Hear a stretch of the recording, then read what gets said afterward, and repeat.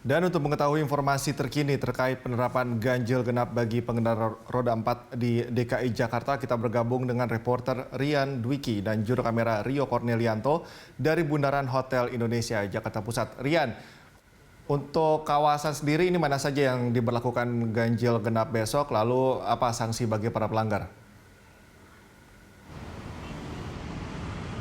Ya, Cikal, sebelumnya kami informasikan dulu bahwa memang benar bahwa per hari ini 9 Agustus 2020 ini masa sosialisasi untuk pemberlakuan sistem ganjil genap di DKI Jakarta telah resmi diberhentikan, atau dalam artian ini mulai besok Senin tanggal 10 Agustus 2020 sistem ganjil genap ini akan secara penuh diberlakukan di DKI Jakarta, di mana sosialisasi terkait dengan penerapan sistem ganjil genap yang kembali akan berlaku di DKI Jakarta ini sudah dilaksanakan oleh Dinas Perhubungan dan juga Kepolisian dalam seminggu terakhir, Cikal, mulai dari Senin tanggal 3 Agustus 2020 kemarin, dan dalam masa sosialisasi kemarin ini para pelanggar yang kedapatan melanggar sistem ganjil genap hanya diberi peringatan saja. Namun mulai besok 10 Agustus 2020 ini para pelanggar yang kedapatan melanggar sistem ganjil genap akan mulai diberikan sanksi, yaitu sanksi denda paling banyak Rp500.000 saja.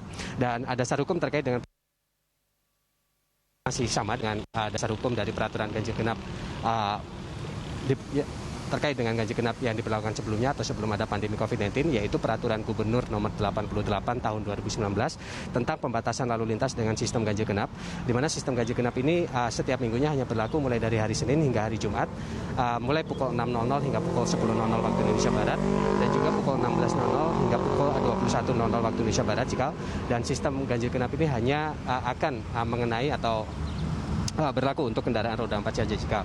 Atau dalam artian ini sekaligus mematahkan isu atau spekulasi yang beredar di tengah masyarakat, di mana disebutkan bahwa besok sistem ganjil genap ini juga akan mengenai sepeda motor dan juga akan berlaku 24 jam. Ini tidaklah benar.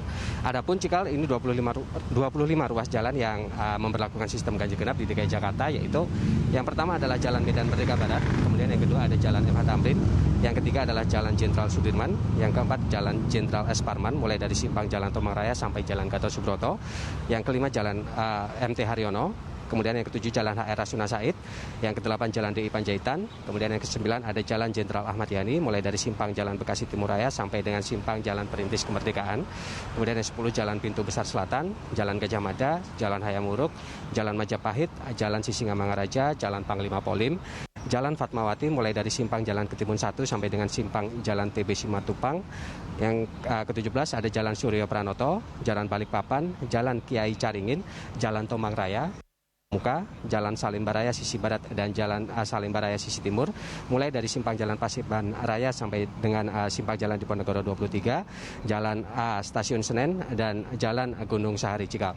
Adapun juga kendaraan-kendaraan yang dikecualikan dalam peraturan sistem ganjil genap besok, Cikal, ini ada 13 kategori, yaitu mulai dari sepeda motor, kemudian ada kendaraan bertanda khusus yang membawa penyandang disabilitas, ambulans, pemadam kebakaran, angkutan umum dengan TNKB berwarna dasar kuning, kemudian kendaraan yang digerakkan dengan motor listrik, kendaraan angkutan barang khusus, kemudian kendaraan pembina lembaga tinggi negara seperti kendaraan presiden, wakil presiden, dan juga kendaraan para pejabat lembaga tinggi negara lainnya. Ini juga dikecualikan dalam peraturan ganjil genap mulai besok. Dan beberapa kendaraan lagi ini secara detail dapat dilihat dalam Peraturan Gubernur Nomor 88 Tahun 2019 tentang pembatasan lalu lintas dengan sistem ganjil genap. Cikal. Rian, lalu bagaimana tanggapan warga terkait dengan pemberlakuan ganjil genap ini? Apakah mereka rata-rata sudah mengetahui hal ini?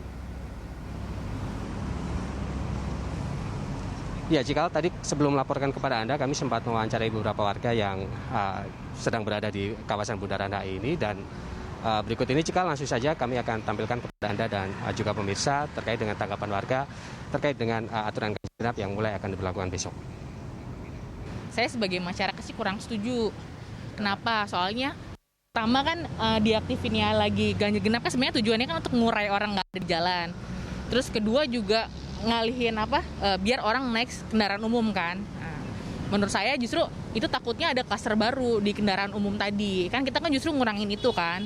Lagi pula juga saya ngelihat sekarang walaupun di beberapa titik udah mulai padat gitu ya, sepeda motor sama mobil gitu, tapi itu juga karena tuntutan kerja ya gitu. Cuman akan lebih ngeri lagi kalau misalkan klaster barunya tuh di angkutan umum, di kereta misalkan, terus di Gojek juga udah mulai kendaraan online.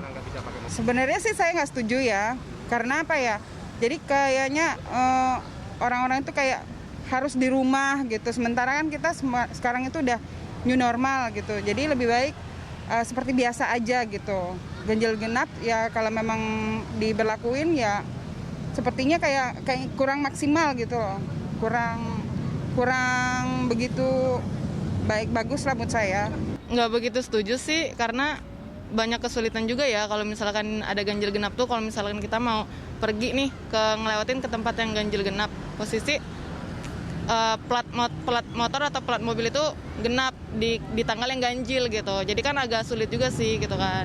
Ya, jika tadi adalah tanggapan beberapa warga di sekitar Bundaran HI terkait dengan peraturan ganjil genap yang mulai besok akan diberlakukan secara penuh di DKI Jakarta. Dan jika kita dengarkan tadi, memang mayoritas dari para warga ini kurang setuju dengan diberlakukannya sistem ganjil genap di tengah pandemi COVID-19 yang saat ini masih ada di Indonesia.